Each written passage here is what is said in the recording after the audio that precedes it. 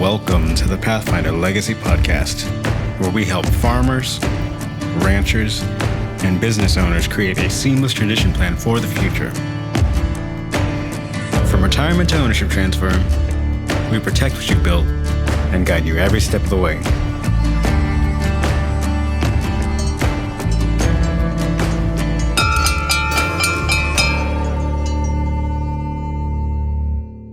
Welcome back to the Pathfinder Legacy Podcast. I'm your host, Heidi Olson. Today, we're talking about one of the hardest conversations in farm succession: aging, retirement, and caregiving.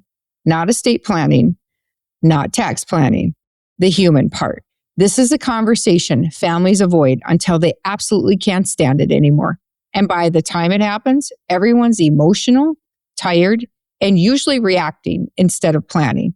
Yeah, it's uncomfortable. Yes, it's emotional, and it's unavoidable. But here's the good news. It does not have to turn into a fight, a shutdown, or complete silence. When these conversations are handled early and with the right approach, they actually bring relief. So today, I want to slow this down and talk through why these conversations are so hard and how to start them in a way that doesn't blow everything up. Let's start with the parents, because this is where it starts going wrong. Aging farm parents don't avoid these conversations because they're stubborn or controlling. They avoid them because farming is more than a job. It's their identity. It's what they've known and what they've been doing for the past 60 plus years. And they're scared of change and losing that identity. For a lot of farmers, the question, "Hey, John, when are you going to slow down?" sounds an awful like, "Hey, John, when are you going to stop being useful? Hey, John, when are you going to stop mattering? Hey, John, when are you going to step aside?" That's hard to hear, even if no one means it that way. The second reason is control. When you've worked through hard times and built something from the ground up, letting go doesn't feel like retirement. It feels like a risk that's suffocating you. Risk that things won't be done right. Risk that mistakes will be made. Risk that the operation you protected for decades could change in ways you do not like. And then there comes fear. The fear of becoming a burden, fear of family conflict, fear of what life looks like without the farm and running the show. Most of this generation grew up believing you work until you can't anymore, and don't you dare complain. You don't talk about your health. You don't talk about needing help. Heck, you don't even talk about anything but the weather.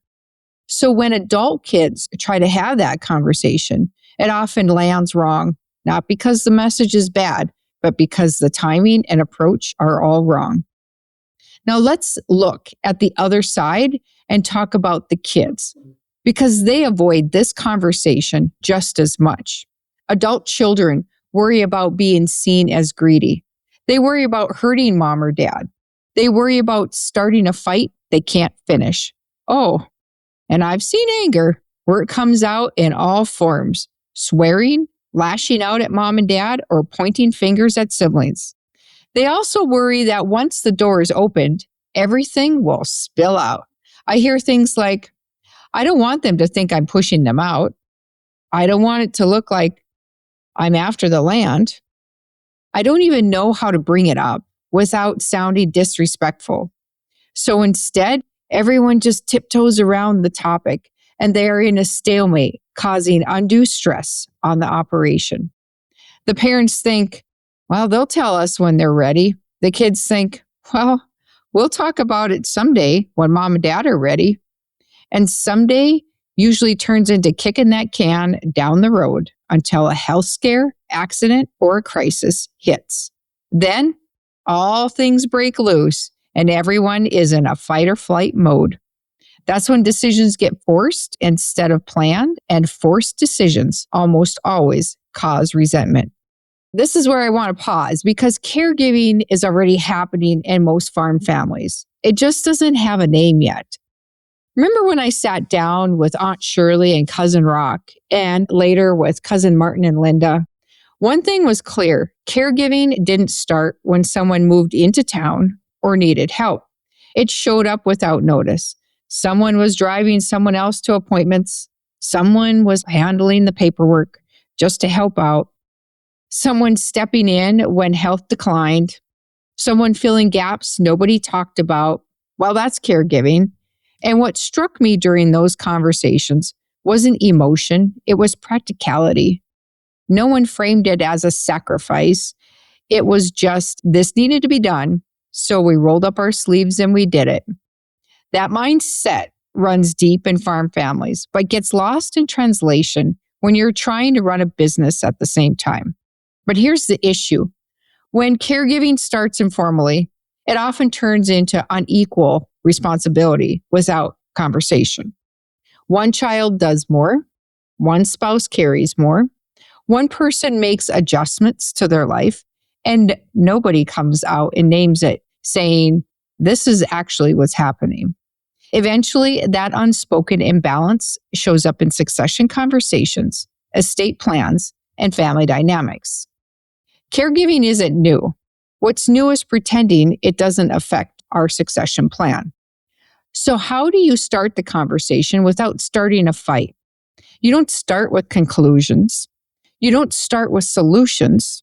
You start with curiosity and asking the right questions. And this matters because how you ask determines whether the door stays open or not. Instead of saying, hey, John, you need to slow down, try saying, hey, John, I want to understand how you see the next few years. Instead of saying, hey, John, we need to have a plan, try saying, hey, John, what are you most concerned about for the future of the operation?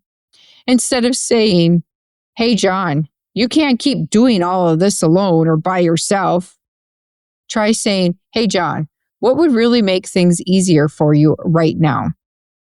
Well, these aren't trick questions. They're respectful questions.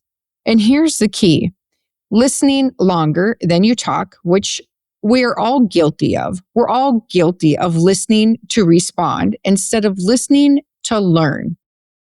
And you have to know that you don't have to fix everything in one conversation. The goal is simply to get it started. We all know this, Dad. I'm farming until I'm 80. And don't worry, son, you'll end up with the farm someday. Son says, oh, you mean I have to wait until I'm 55 to buy it at a premium? And Dad, you're wrong. I don't just get the farm. I'm the one that has the first opportunity to purchase it. So don't say you'll end up with it someday. Come on, Dad. One of the most helpful shifts families can make is separating three things: physical work, decision-making, and ownership. These don't have to change at the same time. A parent might stop doing the physical labor first.